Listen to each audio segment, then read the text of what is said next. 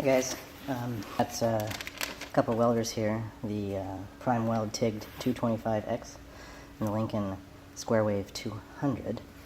And these are a couple portable dual voltage welders. And I was going to talk about a few differences because these are kind of comparable welders for what you might be looking for, but different price ranges. So I'll just run through the differences here.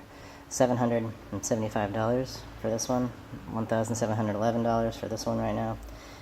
With tax, that's a difference of $1,000 for the Lincoln. Okay, no small change. This one has more amperage, both in stick and in TIG. This one has a higher duty cycle, 40% at 225, where this one is 40% at 160. So the minimum amps is 10, the minimum amps is 10, but the start here is about 25, so it's got kind of a high poppy start, and then it goes down to 10.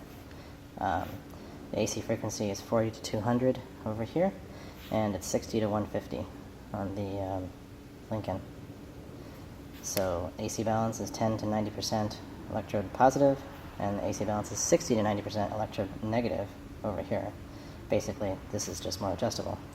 Pulse is 0.1 to 200, and this is 0.1 to 20 pulse per second. Post flow, 1 to 15 seconds, and this one is automatic.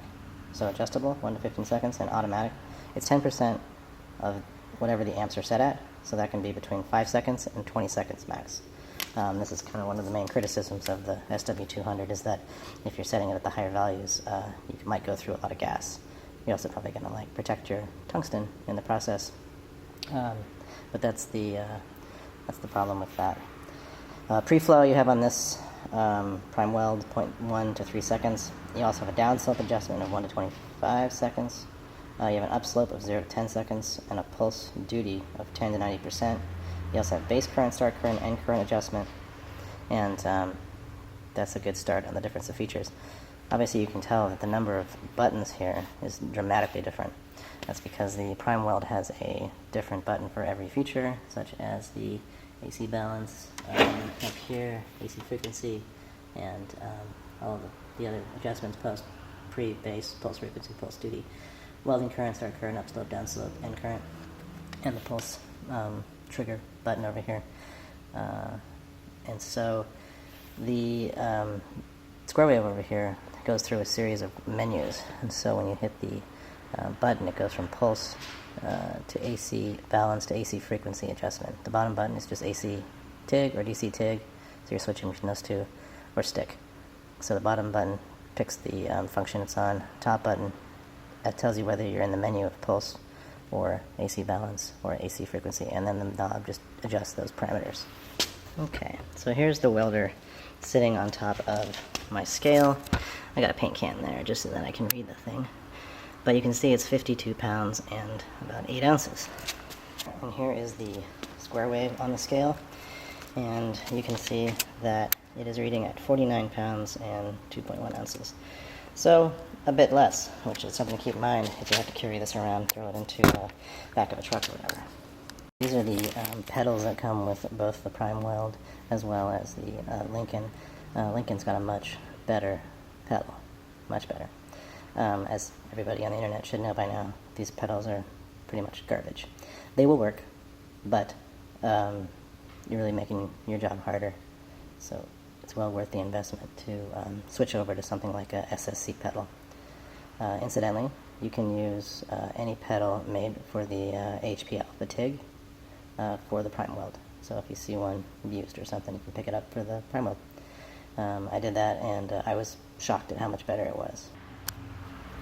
Here are the torches. Primeweld by now has become well known for presenting with the CK Worldwide number 17 flex head torch, and Lincoln comes with a very equivalent version of their own.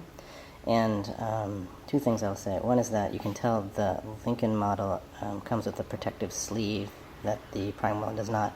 So if some hot bits of molten steel from your welding manage to drop onto this cable, you might melt a hole through your hose.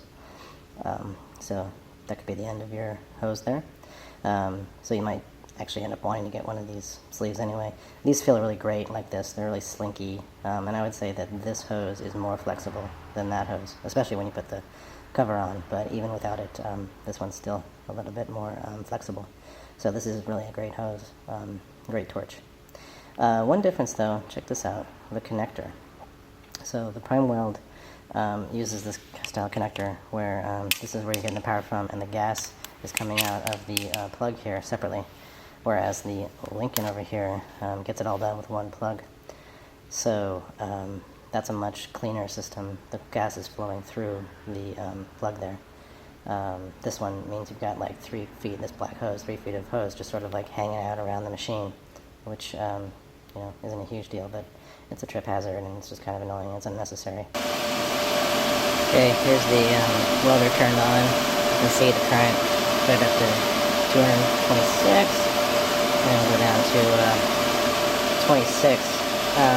It goes down to a lower current on 110 volt, I believe.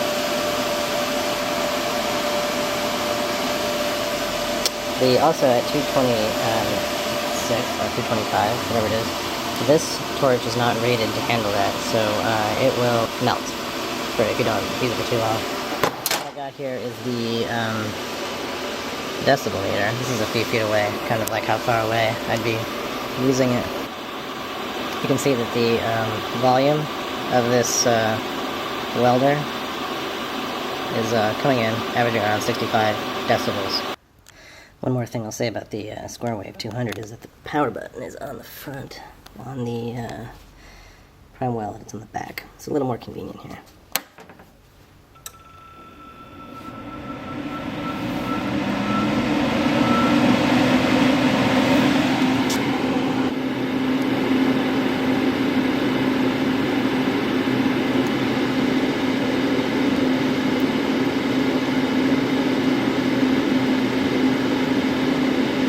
Looks like we got an average of 68 for this machine. A little bit louder. Let's wrap this up. You can see I put the cord on top of the welder here on the Lincoln. It's removable. Also, you'll notice on my welder I've got these little labels that I have put on the knobs. I don't know if you can see those or not, but the reason I put those there is because on this welder I have put the names for these knobs on the bottom underneath the knobs, and of course that means that if you're sitting above the welder like I do, the knob obscures the name of what the function, and so you can't read it, and so I put the name on the front of the knobs to make it easier for me.